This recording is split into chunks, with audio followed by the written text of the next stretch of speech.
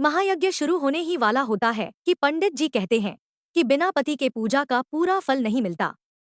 तभी सवाल उठता है कि वीरगढ़ की प्रजा कहाँ है, क्योंकि प्रजा के बिना महायज्ञ अधूरा माना जाएगा। बाहर से खबर आती है कि कोई भी महल नहीं आया।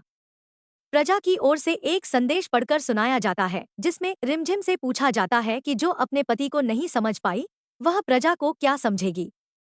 संदेश में यह भी लिखा होता है कि महायज्ञ पर इतना खर्च करने के बजाय पहले प्रजा की असली जरूरतों को समझना चाहिए। अगर वह सच में रानी है, तो पहले अपनी काबिलियत साबित करें।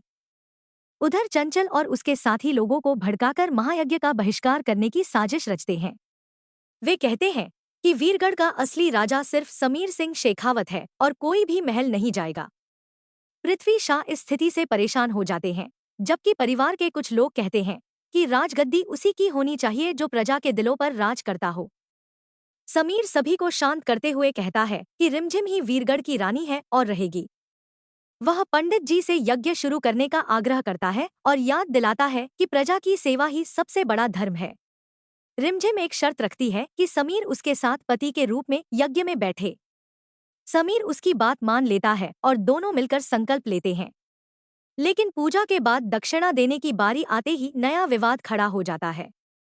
मोहिनी समीर की आर्थिक स्थिति का मजाक उड़ाती है और कहती है कि पत्नी के मायके या वीरगढ़ के पैसों से दी गई दक्षिणा का कोई फल नहीं मिलेगा।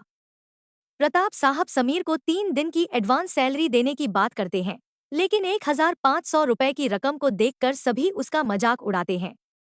इसके बाद समीर की पहचान पर सवाल उठाए जाते हैं। कोई उसे बुआ का लाडला कहता है, कोई अभी का गार्जियन और कोई